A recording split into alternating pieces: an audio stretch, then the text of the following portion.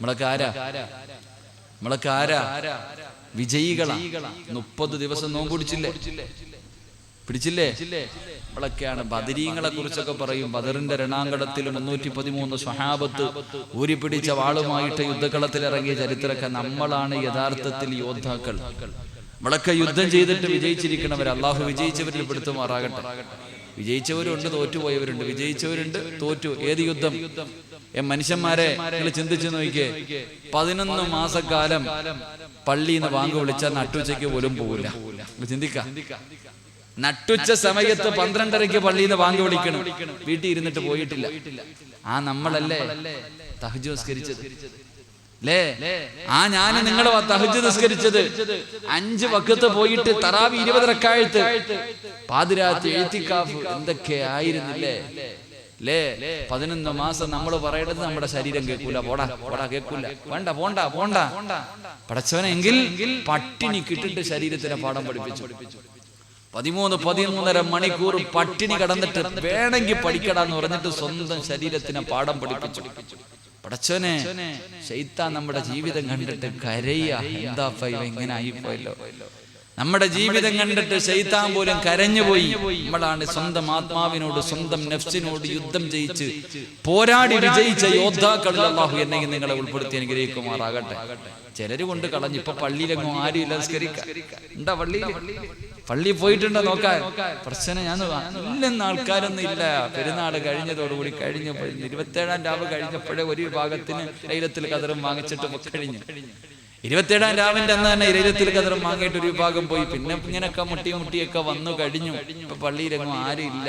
സുബൈക്കൊക്കെ എന്തായിരുന്നു ഇപ്പൊ? ഉസ്താദ് മോദിന് 2 ഉപ്പാപ്പമാര് അപ്പുറപ്പുറം നിസ്കരിക്കാം. മഗ്രിബിനൊക്കെ തിരക്കൊക്കെ മാറി. ഇനി അടുത്ത റമളാൻ എത്തണം.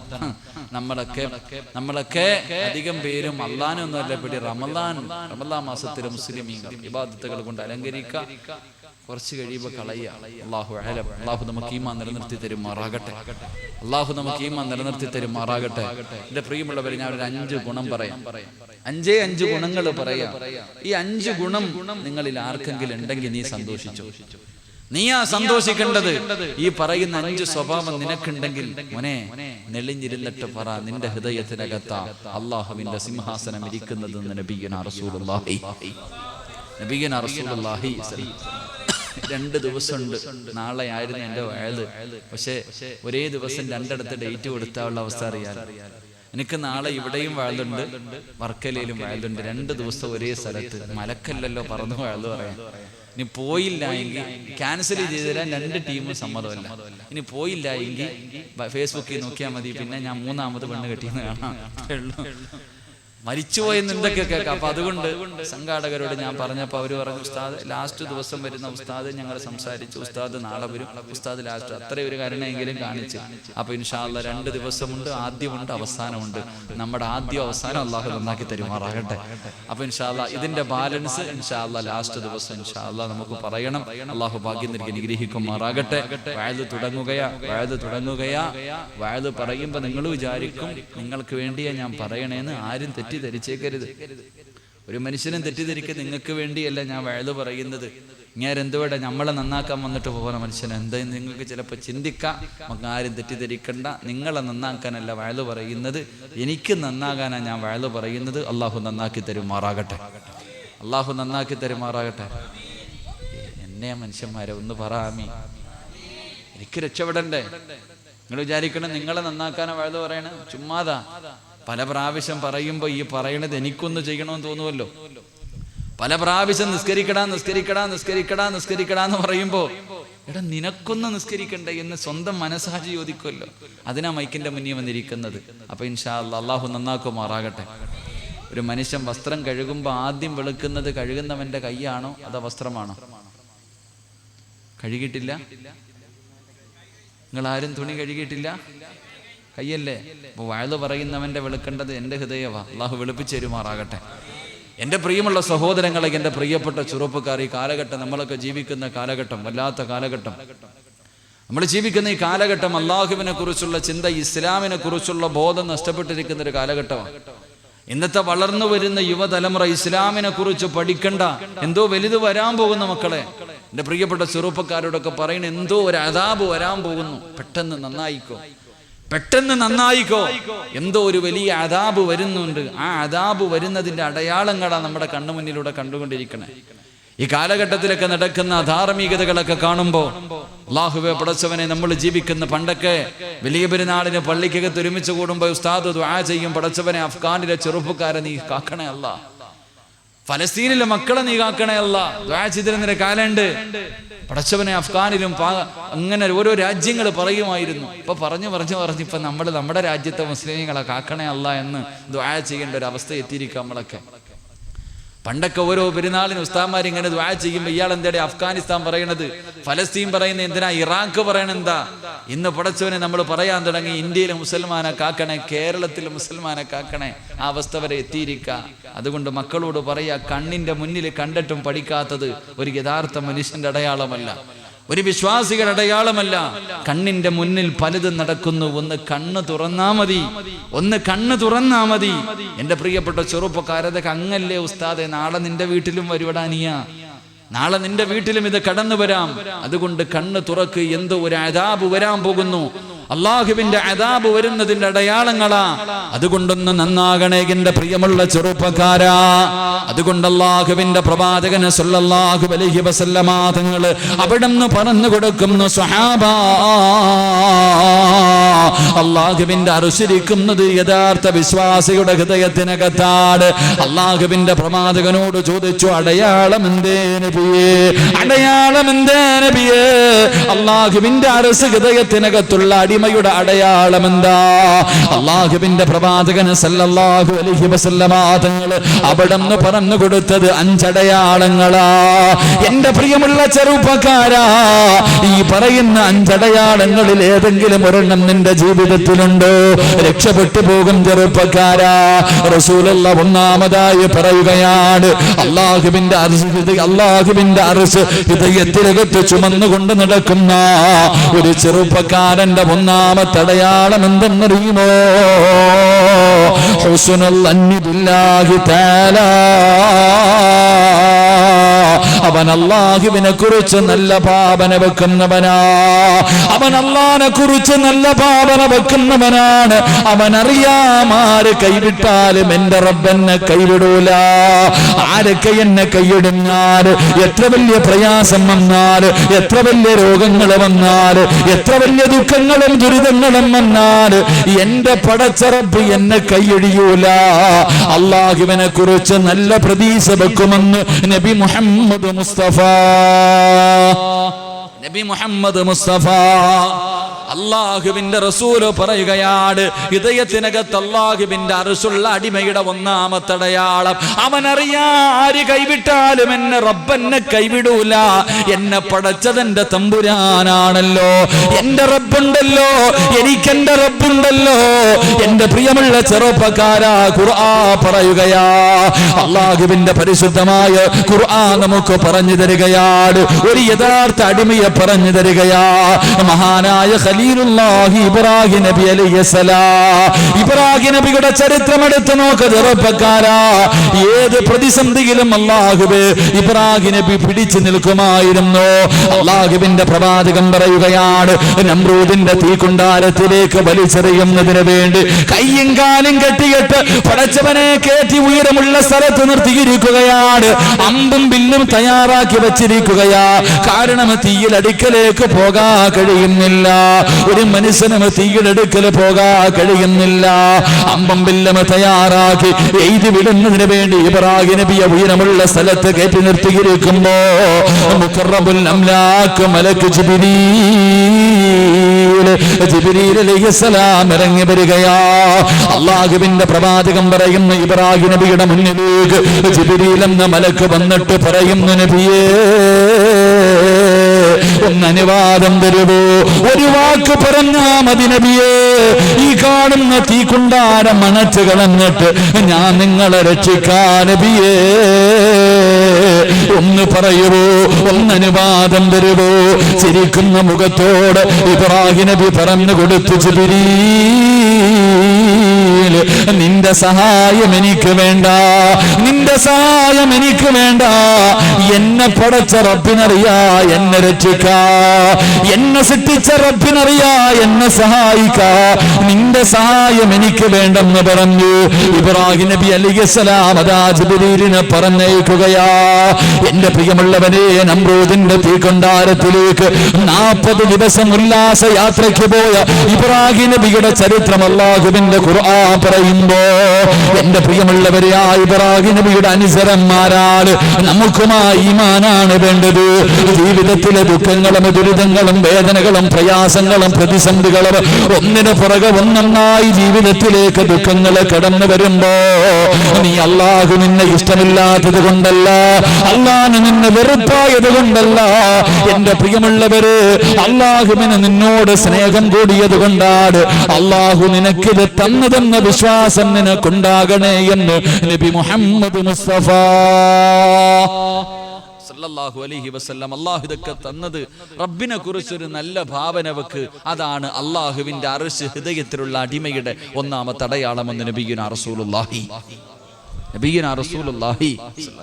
നമുക്കില്ലാതെ പോയത് അത് തന്നെ, നമുക്കില്ലാതെ പോയത് തന്നെ. ക്യാൻസർ രോഗം വരണമെന്ന് ആഗ്രഹിക്കുന്ന ആരെങ്കിലും ഉണ്ടോ മനുഷ്യന്മാരെ? ഞാൻ നിങ്ങളും ദുആ ചെയ്യും, അല്ലാഹുവേ ഈ രോഗം തരല്ലേ തരല്ലേ തരല്ലേ അല്ലേ? എങ്കിൽ നാളെ ക്യാൻസർ രോഗിക്ക് അല്ലാഹു പരലോകത്ത് വെച്ച് കൊടുക്കുന്ന പ്രതിഫലം കാണുമ്പോ ഇത് വരാത്തവൻ പറയുമത്ര, എനിക്കിത് വന്നില്ലല്ലോ എന്നോർത്ത് കരയുമെന്ന് നബിയുനാ റസൂലുള്ളാഹി. ക്യാൻസർ രോഗം, പനി പടരുന്ന കാലവാ. എന്ത് പനിയാ? അപ്പൊ ഡെങ്കിപ്പനിയില്ലേ? ഡെങ്കിപ്പനിയും പന്നിപ്പനിയൊക്കെ വരാൻ പോകുന്നു. ഇനി പശുപ്പനിയും കൂടെ വരാൻ പോകുക. അള്ളാഹു കാക്കുമാറാകട്ടെ, അള്ളാഹു കാക്കുമാറാകട്ടെ. അള്ളാഹു ഹലാലാക്കിയതിനെ ഹറാമാക്കുമ്പോൾ അള്ളാഹിക്കറിയാം കടിച്ച പാമ്പിനെ കൊണ്ട് വിഷമെടുപ്പിക്കാൻ. കടിച്ച പാമ്പിനെ കൊണ്ട് വിഷമെടുപ്പിക്കാൻ ആർക്കറിയാം? അള്ളാഹിക്കറിയാന്നേ. പോത്തോ പാളയും ഒക്കെ പോട്ടെ, നിരോധിച്ച് നമുക്കെന്ത് കൊളസ്ട്രോൾ കുറയും, അത്രയും നല്ലത് പോട്ട്. അള്ളാഹുവിനറിയാം ഹൈറായി തീരുമാനം എടുക്കാൻ. അള്ളാഹു നമുക്ക് ഈമാൻ നൽകി ഗ്രഹിക്കുമാറാകട്ടെ. സമാധാനം ഇരുന്നാൽ മതി, കാണാനുള്ള ഭാഗ്യം വേണതാ. ഇതൊക്കെ കഥ ഞാൻ പറഞ്ഞത് എന്തൊക്കെയോ വരാൻ പോകുന്നു. അപ്പൊ ഞാൻ പറഞ്ഞത്, പനി വന്നാൽ 3 പ്രതിഫലമുണ്ടെന്ന് നബിയുനാ റസൂലുള്ളാഹി. ക്യാൻസർ ഒക്കെ പോകട്ടെ, പനി പിടിക്കുന്ന മനുഷ്യന് 3 പ്രതിഫലം. റസൂലുള്ളാഹി സ്വല്ലല്ലാഹി അലൈഹി വസല്ലം തങ്ങൾ പറഞ്ഞു, പനി പിടിച്ച മനുഷ്യന്റെ അടുക്കിലേക്ക് 3 മലക്ക് വരുന്ന. ഒന്നാമത് ആ മനുഷ്യന്റെ ആരോഗ്യം ആ മലക്ക് എടുത്തോണ്ട് അങ്ങ് പോകും, ആരോഗ്യം എടുത്തോണ്ട് പോകും. രണ്ടാമത്തെ മലക്ക് 4 മലക്കുകൾ വരുന്ന. രണ്ടാമത്തെ മലക്ക് വന്നിട്ട് ആ മനുഷ്യന്റെ ഭക്ഷണത്തിലുള്ള രുചി എടുത്തിട്ട് പോകും. അതുകൊണ്ട് ആ പനി പിടിച്ചവൻ എന്ത് കൊടുത്താലും കയ്പാ, തിന്നാൻ പറ്റൂല. 3 അവന്റെ മുഖത്തെ ഒരു പ്രകാശമുണ്ട്. രോഗം പിടിച്ചു കിടക്കുന്നവനെ കണ്ടാൽ തന്നെ അറിയാം, എന്താപ്പാ ഇതെന്തിങ്ങനെ കിടക്കണമെന്ന് ചോദിക്കാറില്ലേ? ആരോഗ്യമില്ല, മുഖത്തൊരു പ്രസന്നതയില്ല, എന്ത് കഴിച്ചാലും വാ കഴിക്ക, രുചിയില്ല.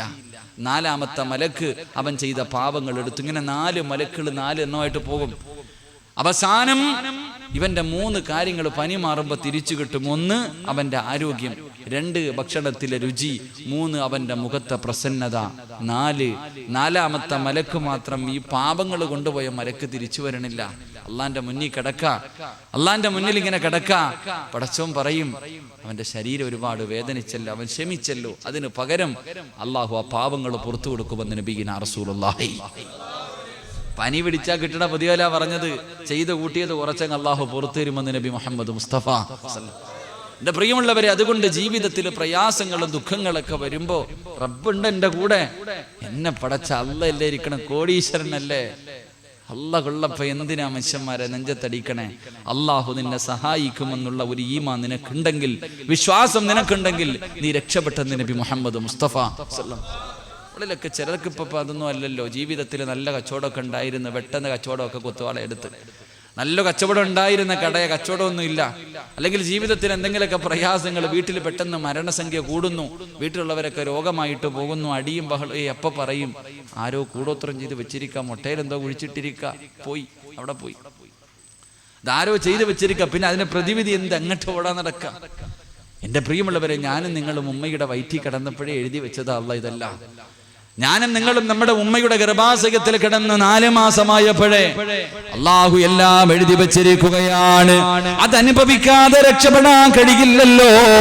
എവിടെ ഓടിയാലും അനുഭവിക്കേണ്ടത് അനുഭവിക്കണമല്ലോ, വരേണ്ടത് വരുമല്ലോ. അതുകൊണ്ട് ചെറുപ്പക്കാരാ, അള്ളാനെ കുറിച്ച് നല്ലത് വെക്ക് പൊന്നുമോനെ. നിന്നെ വേദനിപ്പിച്ചിട്ട് അള്ളാനെന്ത് കിട്ടാരാ? നിന്നെ കണ്ണിനീര് കുടിപ്പിച്ചിട്ട് അള്ളാനെന്ത് നേടാരാ?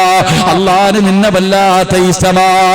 റസൂലുള്ളാഹി സ്വല്ലല്ലാഹു അലൈഹി വസല്ലമ തങ്ങൾ പറയുകയാണ്, നിന്റെ കാലിൽ ഒരു മുള്ളു കൊള്ളുന്നത് പോലും അള്ളാന് ഇഷ്ടമല്ല.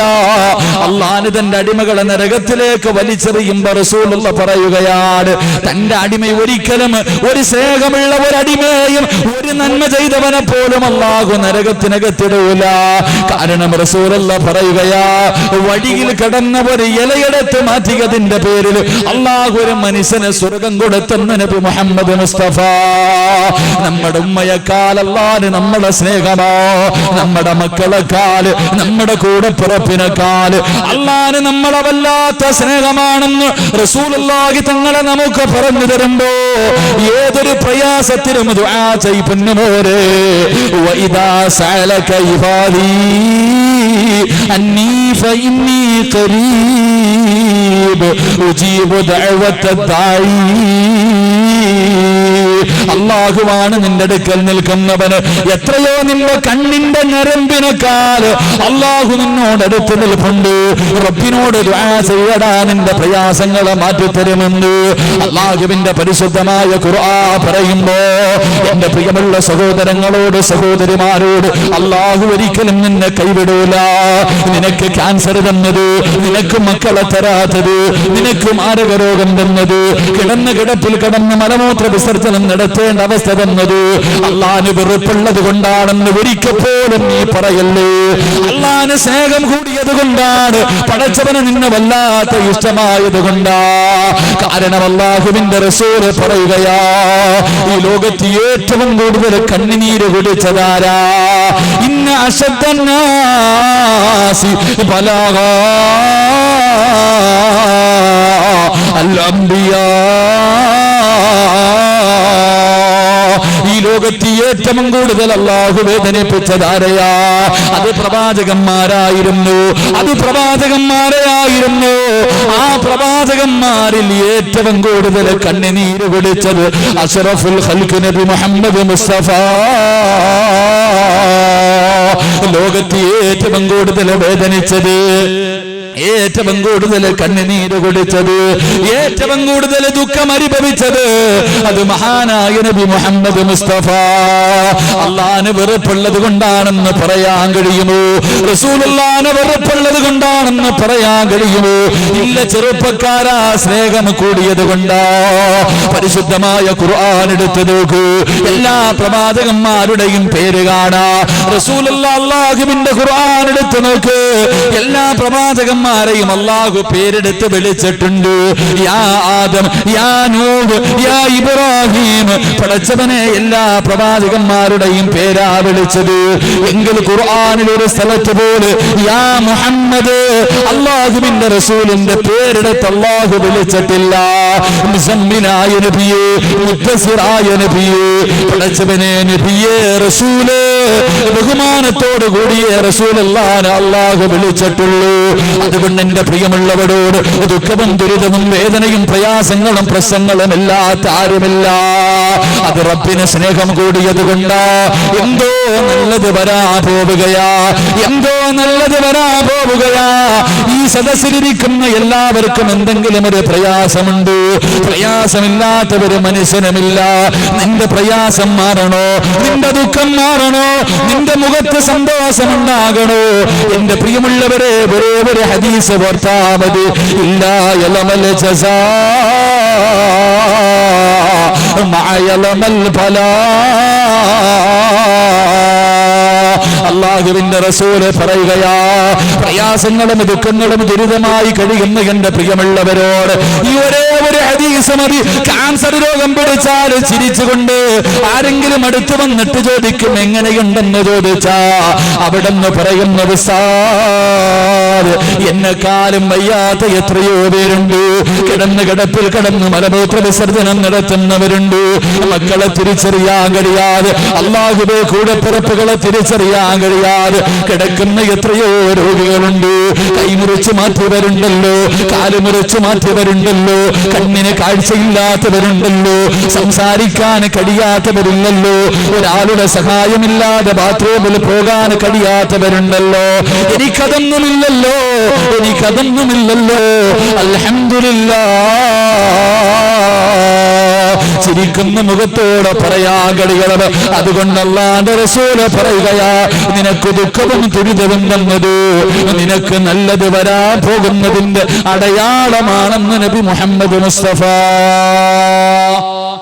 സല്ലല്ലാഹു അലൈഹി വസല്ലം. ജീവിതത്തിൽ പ്രയാസങ്ങളും ദുഃഖങ്ങളും ദുരിതങ്ങളും വേദനകളൊക്കെ അനുഭവിക്കുന്നവരുണ്ട്, കച്ചവടം തകർന്നു പോയവരുണ്ട്, കടത്തിൽ പെട്ടുപോയവരുണ്ട്. ദുഃഖം ഇതൊക്കെ എന്തിനാ നാട്ടുകാരോട് പറഞ്ഞുകൊണ്ട് നടക്കല്ലേ, നിനക്കെന്തോ നല്ലത് വരാൻ പോകുന്നു, അതിന്റെ അടയാളമാണെന്ന് നബി മുഹമ്മദ് മുസ്തഫ.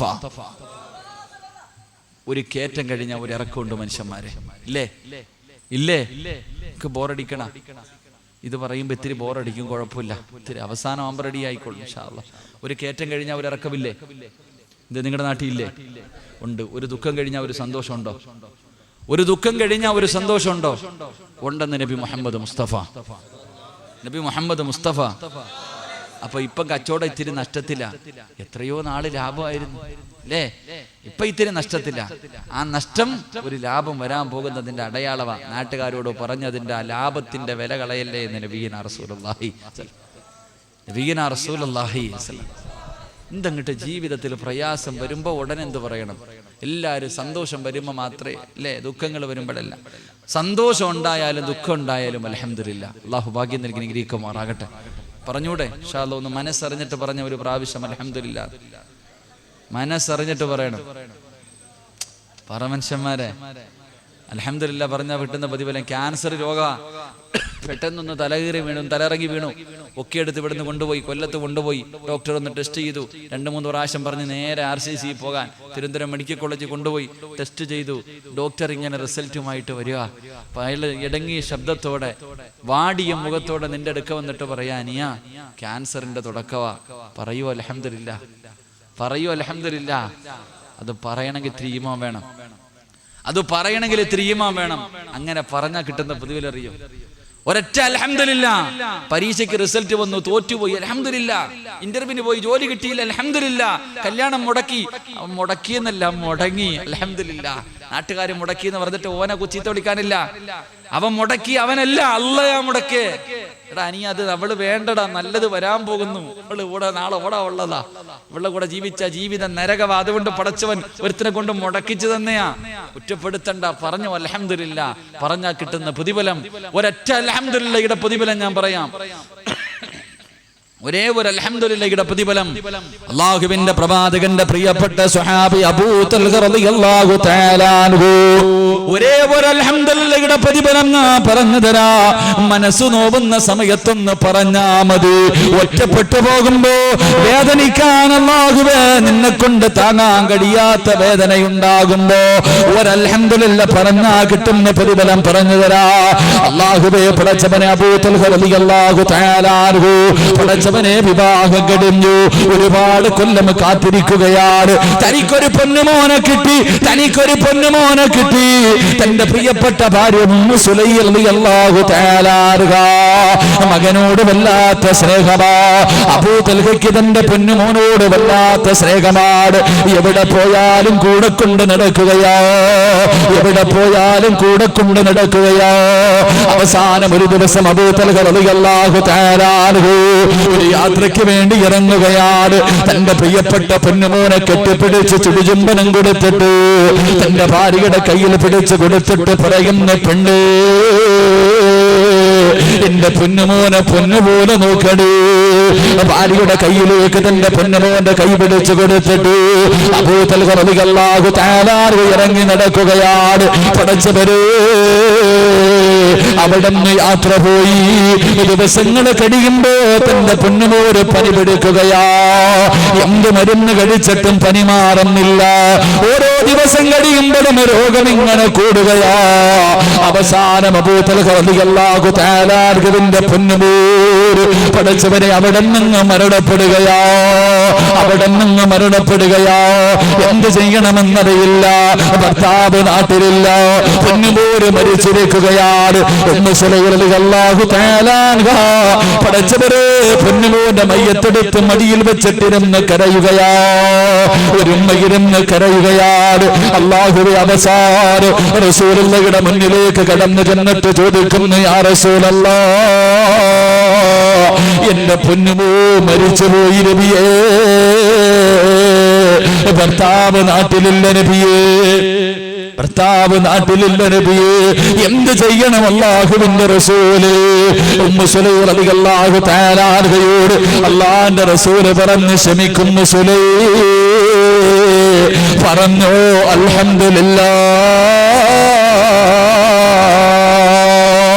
അൽഹംദുലില്ലാഹ് പറവുന്നു സുലൈം. നിന്റെ പൊന്നുമോ നാളെ നിന്നെയും കാത്ത് സ്വർഗത്തിന്റെ കവാടത്തിൽ കാത്തു നിൽക്കുമെന്ന് സുലൈം. ഉമ്മു സുലൈം റളിയല്ലാഹു തആല അൻഹാ പടച്ചവരെ റസൂലുള്ളാഹി പറയുന്നു, തന്റെ പൊന്നുമോര് മരിച്ചിരിക്കുകയാണ്. ആ സമയത്ത് ഉമ്മു സുലൈം അവിടെ നിന്നുകൊണ്ട് അൽഹംദുലില്ലാഹ് മനസ്സറിഞ്ഞുകൊണ്ട് സ്വന്തം മകന് മരിച്ചു കിടക്കുമ്പോഴും റബ്ബിനെ ശുക്ർ ചെയ്യുകയാ. എന്റെ പ്രിയമുള്ള ചെറുപ്പക്കാരാ, അവിടുന്ന് ചോദിച്ചു, നബിയേ, ഭർത്താവ് നാട്ടിലില്ല നബിയേ. ഭർത്താവ് നാട്ടിലില്ല നബിയേ. എന്തേ ചെയ്യേണ്ടത്? എന്തേ ചെയ്യേണ്ടത്? അല്ലാഹുവിന്റെ റസൂല് പറഞ്ഞ് കുളിപ്പിച്ച് കബറടക്കും. ഉമ്മു സുലൈം റളിയല്ലാഹു തആല അൻഹാ തന്റെ പ്രിയപ്പെട്ട പൊന്നുമോരെ എടുത്ത് കുളിപ്പിക്കുകയാ. മരിച്ചു കിടക്കുന്ന 9 മാസക്കാലം വയറ്റിൽ ചുമന്നുകൊണ്ട് നടന്ന മരണവേദനയുടെ വേദനയിൽ നിന്ന് പ്രസവിച്ച തന്റെ കരളിന്റെ കഷ്ടത്തിന്റെ മയ്യത്ത് കുളിപ്പിക്കുകയാണ്. പൊന്നുപോലെ വെള്ളത്തുടിയിൽ പൊതിഞ്ഞിട്ട് സഹാബത്തിന്റെ കയ്യിൽ കൊടുക്കുകയാ. അവര് കൊണ്ടുപോയി ജനാസ കബറടക്കി. പിഴച്ചവരെ ദിവസങ്ങൾ കഴിഞ്ഞു. ഒരു രാത്രി കടന്നിട്ട് ഉമ്മു സുലൈമിന് ഉറക്കം വരുന്നില്ല. റബ്ബേ, കടന്ന് കരയുകയാ. കാരണമെന്തേ? തന്റെ പ്രിയപ്പെട്ട ഭർത്താവ് രാവിലെ മടങ്ങി വരികയാണ്. യാത്ര കഴിഞ്ഞ് ഭർത്താവ് വരികയാണ്. മകൻ മരിച്ചുപോയെന്ന വാർത്ത ഭർത്താവ് അറിഞ്ഞിട്ടില്ല. പടച്ചവരെ, എന്ത് ചെയ്യണമെന്നറിയാതെ ഭാര്യ വീടിനകത്ത് കിടന്ന് കരയുകയാണ്. അവസാനം അല്ലാഹുവേ, സുബഹിന്റെ സമയമെത്തുമ്പോ ഉമ്മു സുലൈം റളിയല്ലാഹു തആല അൻഹാ കുളിച്ചിറങ്ങിയിട്ട് നല്ല വസ്ത്രങ്ങളും ധരിച്ചിട്ട് വീടിന്റെ കവാടത്തിൽ കാത്തു നിൽക്കുകയാ. അതാ വരുന്നു തന്റെ പ്രിയപ്പെട്ട ഭർത്താവ് തൽഹ റളിയല്ലാഹു തആല അൻഹു. വീടിന്റെ മുന്നിൽ വന്നിട്ട് അവിടുന്ന് സലാ പറയുകയാണ്. അവിടുന്ന് സലാ പറയുകയാ. വീടിനകത്തേക്ക് കിടക്കുമ്പോഴേ അവിടുന്ന് ചോദിച്ചു, ഉമ്മു സുലൈം, എന്റെ പൊന്നുമോനെവിടെ? ഉമ്മു സുലൈം കള്ളം പറയുകയാ. നമ്മുടെ മകനൊരു സ്ഥലം വരെ പോയിരിക്കുകയാ. അവനൊരു സ്ഥലം വരെ പോയിരിക്കുകയാ. ഭർത്താവ് വീടിനകത്തേക്ക് കയറി. പടച്ചവരെ, ഭാര്യയെന്ന് പറഞ്ഞാൽ എങ്ങനാ? അല്ലാഹുവേ, മാസങ്ങൾ കഴിഞ്ഞ് വീട്ടിലേക്ക് കയറി വരുന്ന ഭർത്താവ് രാവിലെ മുതൽ വൈകുന്നേരം വരെ കഷ്ടപ്പെട്ട് ജോലി ചെയ്തിട്ട് വീട്ടിലേക്ക് കയറി വരുമ്പോ മനസമാധാനം കൊടുക്കാത്തവളല്ല, ഭർത്താവിനെ പ്രയാസപ്പെടുത്തുന്നവളല്ല, പരിഹസിക്കുന്നവളും കുത്തുവാക്ക് പറയുന്നവളുമല്ല. സ്വന്തം മകൻ മരിച്ചിട്ട് പോലെ വീട്ടിലേക്ക് കയറി വരുന്ന ഭർത്താവിനോട് പൊന്നുമോ മരിച്ചുപോയെന്ന് പറഞ്ഞില്ല. പടച്ചവരെ, വീടിനകത്തേക്ക് കയറി കഴിക്കാനുള്ള ഭക്ഷണം എടുത്തു കൊടുത്തു. പടച്ചവനെ ധരിക്കാനുള്ള വസ്ത്രം എടുത്തു കൊടുത്തു. അപ്പോഴും ഉമ്മു സുലൈമിന്റെ മനസ്സിൽ അല്ലാഹുവേ, ഭർത്താവ് യാത്ര കഴിഞ്ഞ് വരികയാണല്ലോ, ആഗ്രഹങ്ങൾ ഉണ്ടാകുമല്ലോ, അദ്ദേഹത്തിന്റെ ആഗ്രഹം സാധിച്ചു കൊടുക്കൽ എന്റെ കടമയാണല്ലോ. സർവ്വവേദനകളും മനസ്സിന്റെ ഉള്ളിൽ ഒതുക്കിയിട്ട് പ്രിയപ്പെട്ട ഭർത്താവിനെ മണിയറയ്ക്കകത്തേക്ക് വിളിക്കുകയാ. രണ്ടുപേരും ശാരീരിക ലൈംഗികമായി ബന്ധപ്പെട്ട് കഴിഞ്ഞപ്പോ അവിടുന്ന് ചോദിച്ചു, തൽഹ, ആരെങ്കിലും ഒരു മനുഷ്യൻ അമാനത്തായി നൽകിയാൽ അത് തിരിച്ചു ചോദിക്കുമ്പോ കൊടുക്കണോ തൽഹ? തൽഹ റളിയല്ലാഹു തആല അൻഹു അവിടുന്ന് പറഞ്ഞു, അമാനത്തല്ലേ പെണ്ണ്, അത് തിരിച്ചു കൊടുക്കണമല്ലോ. ആര് ചോദിച്ചാൽ അതിന്റെ ഉടമസ്ഥൻ ചോദിക്കുമ്പോ തിരിച്ചു കൊടുക്കണമല്ലോ. ഉമ്മു സുലൈമിന്റെ കണ്ണു നിറയുകയാ, ഉമ്മു സുലൈം ഇരുന്ന് കരയുകയാണ്. തൽഹ റളിയല്ലാഹു തആല അൻഹു കരയുന്ന ഭാര്യയോട് ചോദിച്ചു, എന്തിനാ കരയുന്നത്? അവിടുന്ന് കരഞ്ഞുകൊണ്ട് പറയുന്നു, തൽഹ, അല്ലാഹു നമുക്ക് അമാനത്തായി നൽകിയ നമ്മുടെ പൊന്നുമോർ അവനെ തിരിച്ചു വിളിച്ചു, തൽഹ, അവന് മരിച്ചുപോയി തൽഹ. ഇടിനാദം പോലെയാ തൽഹ റളിയല്ലാഹു തആല അൻഹു കേൾക്കുന്നത്. പടച്ചവരെ ഇരുന്ന് കരയുകയാ. മകനെ വല്ലാതെ സ്നേഹിക്കുന്ന വാപ്പയാണല്ലോ, സഹിക്കാൻ കഴിയാതെ കരയുകയാ. എന്റെ പ്രിയമുള്ള സഹോദരങ്ങളെ, ഏറ്റവും കൂടുതൽ വേദന എന്തെന്നറിയുമോ? മകൻ മരിച്ചതിനേക്കാളും വലിയ വേദന ഭാര്യ വീട്ടിൽ വന്നപ്പോ പറഞ്ഞില്ലല്ലോ, എന്റെ ഭാര്യ എന്നോടത് പറഞ്ഞില്ലല്ലോ. ഇലാ ഹദ്റത്തി റസൂലില്ലാഹ്, സുബഹിന്റെ സമയമായപ്പോ അല്ലാഹുവിന്റെ റസൂലിന്റെ മുന്നിലേക്ക് ഓടുകയാണ്. യാ റസൂലല്ലാഹ്, എനിക്കും സുലൈമിനെ വേണ്ട നബിയേ, ഇവളുടെ കൂടെ ഒരു ജീവിതമില്ല നബിയേ, എനിക്കിവളെ വേണ്ട നബിയേ. അല്ലാഹുവിന്റെ റസൂലിന്റെ മുന്നിലിരുന്ന് പറയുകയാണ്. റസൂലുള്ള ചോദിച്ചു, തൽഹ, കാരണമെന്ത്? യാ റസൂലല്ലാഹ്, എന്റെ മകൻ മരിച്ച വാർത്ത ഇവളെന്നോട് പറഞ്ഞില്ല നബിയേ. ഇവളെ വീട്ടിലേക്ക് കയറി വന്നപ്പോ എന്നെ ചിരിക്കുന്ന മുഖത്തോടെ സ്വീകരിച്ചു. എനിക്കിവളെ ഭക്ഷണം വിളമ്പെത്തുന്നു, അവളുടെ ആഗ്രഹങ്ങൾ സാധിച്ചു നബിയേ. അല്ലാഹുവിന്റെ റസൂൽ പറഞ്ഞില്ല, തൽഹ, ഇവളെ പോലെ ഒരു നല്ല ഭാര്യ നിനക്ക് കിട്ടിയല്ലോ. ഏതുമ്മയ്ക്കാ തന്റെ മക്കള് മരിച്ചാ സഹിക്കാൻ കഴിയോ? എന്റെ പ്രിയമുള്ളവരെ, ഞാനും നിങ്ങളും പെരുന്നാൾ ആഘോഷിച്ചല്ലോ. ആ പെരുന്നാളിൽ നിന്ന് വാട്സപ്പും ഫേസ്ബുക്കിലും ഒക്കെ ഒരു ഫോട്ടോ കാണോ. 16 വയസ്സുള്ള ജുനൈദ് എന്ന് പറയുന്ന ഒരു പാവപ്പെട്ട പൊന്നുപോൽ അല്ലാഹുവിന്റെ പരിശുദ്ധമായ ഖുർആൻ പഠിച്ച ജുനൈദ് എന്ന് പറയുന്ന 16 വയസ്സുള്ള പൊന്നുപോ പഠിച്ചവരെ തനിക്ക് സമ്മാനമായി കിട്ടിയ 1500 രൂപയുമായി പഠിച്ചവനെ പോയതാണല്ലോ. പഠിച്ചവനെ തന്റെ കൂടെ പിറപ്പിനോടൊപ്പം ആദ്യമായിട്ട് പെരുന്നാൾ ആഘോഷിക്കാം, പുതുവസ്ത്രം വാങ്ങാൻ പോയിട്ട് തിരിച്ചു വരുമ്പോ പഠിച്ചവരെ കാത്തിരുന്ന ഉമ്മയുടെ മുന്നിലേക്ക് പുതുവസ്ത്രവുമായി അല്ലാഹുവിന്റെ ഖുർആൻ മുഴുവനും ഹൃദയത്തിനകത്താക്കിയ ജുനൈദ് എന്ന പൊന്നുപോൽ പഠിച്ചവരെ പുതുവസ്ത്രവുമായി പെരുന്നാൾ ആഘോഷിക്കാൻ വീട്ടിലേക്ക് കടന്നു വരുന്നത് കാത്തിരുന്ന പ്രിയപ്പെട്ട പെറ്റുമ്മയുടെ മുന്നിലേക്ക് പഠിച്ചവരെ വെള്ള തുണിയിൽ പൊതിഞ്ഞിട്ട് കൊണ്ടുവെക്കുമ്പോ എങ്ങനെ മറക്കാൻ കഴിയുന്ന ചെറുപ്പക്കാരാ? ആ ഉമ്മയുടെ കണ്ണുനീര് മറക്കാൻ കഴിയുമോ? ജുനൈദിനെ കുറിച്ച് ഒരു പേടിയുമില്ല. ജുനൈദിന് വേണ്ടി ദുആ ചെയ്യണ്ട, കാരണം അവന് ശഹീദിന്റെ കൂലിയാ. അവൻ അല്ലാഹുവിന്റെ സ്വർഗത്തിലേക്ക് പറന്നു പോകുന്നവരാ. അല്ലാഹുവേ, ആ പൊന്നുപോൽ തന്റെ പ്രിയപ്പെട്ട മാതാപിതാക്കളെയും കാത്ത് സ്വർഗത്തിന്റെ കവാടത്തിൽ കാത്തു നിൽക്കണേ അല്ലാ. ആ ഉമ്മയ്ക്ക് ക്ഷമ കൊടുക്കണേ അല്ലാ. എന്റെ പ്രിയമുള്ളവരോട് പടച്ചവനെ മൃഗങ്ങളുടെ വില പോലും നൽകാതെ മനുഷ്യനെ തല്ലിക്കൊല്ലുന്ന മതഭ്രാന്തന്മാരോട് പറഞ്ഞു കൊടുക്കണം, എടാ ഞങ്ങൾക്കൊന്നും മരിക്കാൻ പേടിയില്ലടാ, ഞങ്ങളാരും മരിക്കാൻ പേടിക്കുന്നവരല്ല, ഞങ്ങൾ മുസ്ലിമീങ്ങളാണ്. ജുനൈദ് എന്ന പൊന്നുമോനെ കഫൻ തുണികൾ പൊതിഞ്ഞ് അവന്റെ വീടിനകത്ത് കൊണ്ടുവന്ന് കടത്തിയിരിക്കുന്ന ഫോട്ടോ കാണുമ്പോ അവന്റെ മുഖത്തെ പുഞ്ചിരി കണ്ടിട്ട് മനസ്സിൽ ഞങ്ങളും പറയാറുണ്ട്, റബ്ബേ ഇവനെ പോലെ ഒരു മരണം തരണേ അല്ലാ. ഞങ്ങളൊക്കെ ആഗ്രഹിക്കുന്നത് വെട്ടുകൊണ്ട് മരിച്ചാൽ, നടുറോഡിൽ കിടന്ന് വെട്ടുകൊണ്ട് മരിച്ചാൽ, ആ മരിക്കുന്ന സമയത്ത് വെട്ടുന്നവന്റെ മുഖത്ത് നോക്കിയിട്ട് ചിരിച്ചുകൊണ്ട് ലാ ഇലാഹ ഇല്ലല്ലാഹ് എന്ന് പറഞ്ഞു മരിക്കാ കൊതിക്കുന്നവരാ. ഞങ്ങൾക്ക് മരിക്കാ പേടിയില്ല, ഞങ്ങൾക്ക് മരിക്കാ പേടിയില്ല. ഞങ്ങൾ ആരുടെ തലമുറയെന്നറിയുമോ? ഞങ്ങളൊക്കെ മുസ്ലിമീങ്ങളോ. 1400 വർഷങ്ങൾക്ക് മുമ്പ് അല്ലാഹുവിന്റെ പ്രവാചകൻ സല്ലല്ലാഹു അലൈഹി വസല്ലമ തങ്ങൾ എന്റെ പ്രിയപ്പെട്ട യുവതലമുറകളോട്, എന്റെ പ്രിയപ്പെട്ട പെണ്ണന്മാരോട്, അല്ലാഹുവിന്റെ റസൂൽ മഹാനായ സയ്യിദുനാ ഉസ്മാൻ ഇബ്നു അഫ്ഫാൻ റളിയല്ലാഹു തആല അൻഹു രണ്ടുപേരും ഇങ്ങനെ നടന്നു പോകുമ്പോ പടച്ചവര് പട്ടിയെ തല്ലുന്നത് പോലെ ഖുറൈശികൾ ഒരാണിനെയും പെണ്ണിനെയും തല്ലിച്ചതയ്ക്കുകയാ. വരുന്നവനും പോകുന്നവനും എല്ലാം തല്ലുകയാ. സുമയ്യാ ബീബി റളിയല്ലാഹു തആല അൻഹാ തന്റെ പ്രിയപ്പെട്ട യാസിർ റളിയല്ലാഹു തആല അൻഹു രണ്ടുപേരെയും ഇട്ട് തല്ലിച്ചതയ്ക്കുകയാണ്.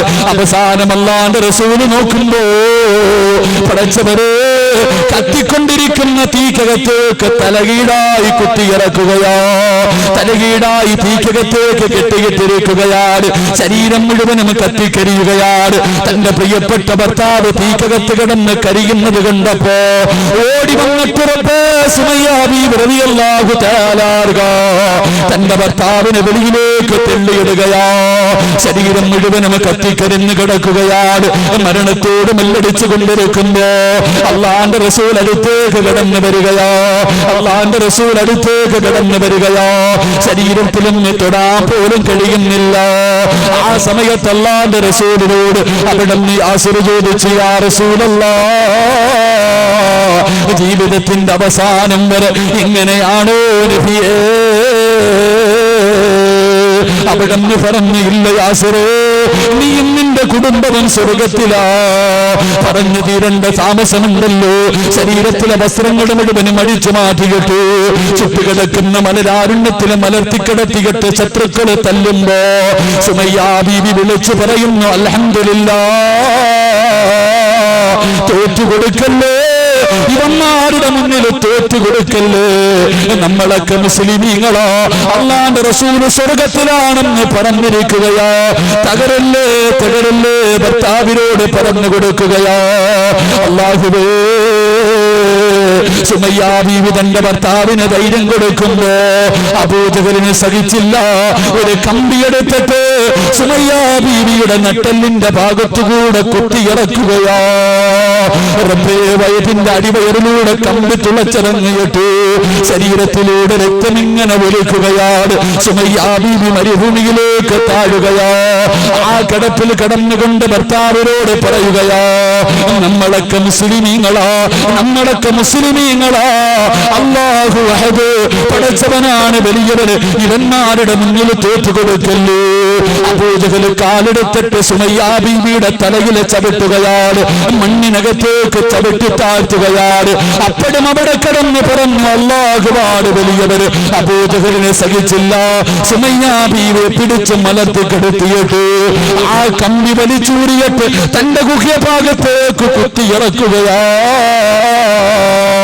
അപ്പോഴും സുമയ്യ വിളിച്ച് പറഞ്ഞത്, അല്ലാഹു അഹദ്, തന്റെ ഭർത്താവിനോട് പറഞ്ഞു കൊടുത്ത് തോറ്റുപോകല്ലേ. എന്റെ പ്രിയമുള്ളവരെ, ഇതൊന്നും നമുക്ക് വരുന്നില്ലല്ലോ.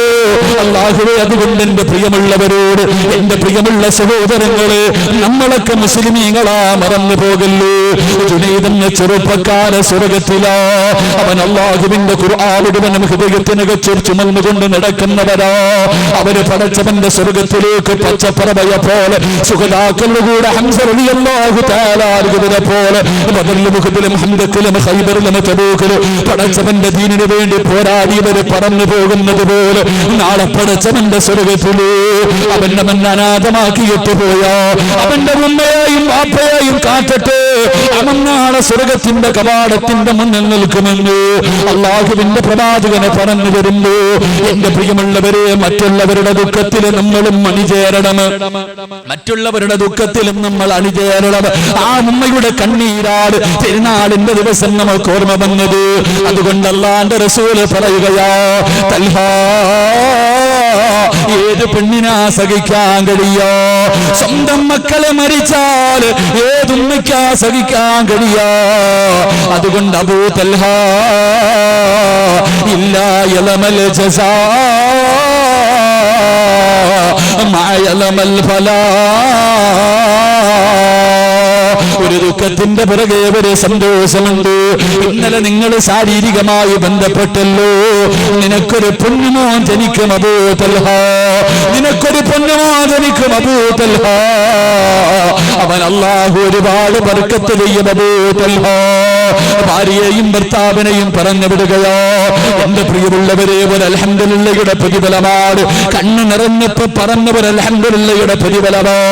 ഭാര്യയും ഭർത്താവും നടന്നുപോയി. ഉമ്മ സുലൈം ഗർഭിണിയാവുകയാണ്. 9.5 മാസം കഴിഞ്ഞു. ഒരു ചോരക്കുഞ്ഞിനെ പ്രസവിച്ചു, ഒരു ആൺകുഞ്ഞിനെ പ്രസവിക്കുകയാണ്. അബൂ തൽഹ പറഞ്ഞു, ഉമ്മ സുലൈം പാല് കൊടുക്കല്ലേ, പാല് കൊടുക്കല്ലേ, എന്റെ പൊന്നുമോര് പാല് കൊടുക്കല്ലേ. അതാ പ്രസവിച്ചു കഴിഞ്ഞപ്പോ ചോരക്കുഞ്ഞിനെ വാരിയെടുത്തുകൊണ്ട് ഇലാ ഹദ്റത്തി റസൂലില്ലാഹ്, അല്ലാഹുവിന്റെ റസൂലിന്റെ മുന്നിലേക്ക് ഓടുകയാ. സന്തോഷം നബിയേ, എനിക്ക് സന്തോഷം നബിയേ. റസൂലുള്ളാഹ് മടിയിലെടുത്ത് വെച്ചു. അവിടുന്ന് പാങ്കമിക്കാമത്തും കൊടുത്തു. അവിടുന്ന് അബ്ദുല്ലാഹ് എന്ന് പേരിട്ടു. എന്നിട്ട് റസൂലുള്ളാഹ് തന്നെ മധുരം കൊടുത്തു. പടച്ചവനെ, ആർക്കായി ഭാഗ്യം കിട്ടുക? ആർക്കായി ഭാഗ്യം കിട്ടുക? ബാങ്ക് കൊടുത്തു, ഇഖാമത്ത് കൊടുത്തു, അബ്ദുല്ലാഹ് എന്ന് പേരിട്ടു, മധുരം വായിൽ വെച്ചു കൊടുത്തു.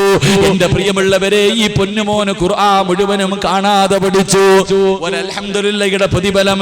ഈ അബ്ദുല്ലാഹ് എന്ന പൊന്നുമോന് ഖുർആൻ മുഴുവനും കാണാതെ പഠിച്ചു. പെണ്ണ് കെട്ടി 12 മക്കള് ജനിച്ചു. പെണ്ണ് കെട്ടി 12 മക്കള് ജനിച്ചു. 12 മക്കളും ഹാഫിളീങ്ങളായെന്ന ചരിത്രം പഠിപ്പിക്കുമ്പോ ഒരൊറ്റ അൽഹംദുലില്ലാഹ്, ഒരേപോലെ അൽഹംദുലില്ലാഹയുടെ പ്രതിഫലമാണ്. അല്ലാഹു നമുക്ക് ഈമാൻ നൽകി അനുഗ്രഹിക്കുമാറാകട്ടെ. അല്ലാഹു ഈമാൻ നൽകി അനുഗ്രഹിക്കുമാറാകട്ടെ. ഒരൊറ്റ അൽഹംദുലില്ലാഹ്, അബ്ദുല്ലാഹ് എന്ന പൊന്നുമോൻ ഹാഫിളായി. പെണ്ണ് കെട്ടി 12 മക്കൾ ജനിച്ചു. 12 ഹാഫിള്. ആ കുടുംബ പരമ്പരകൾ മുഴുവനും ഹാഫിളീങ്ങളായി എന്ന ചരിത്രം പഠിപ്പിക്കുന്നു. അല്ലാഹു ഈമാൻ നൽകി അനുഗ്രഹിക്കുമാറാകട്ടെ.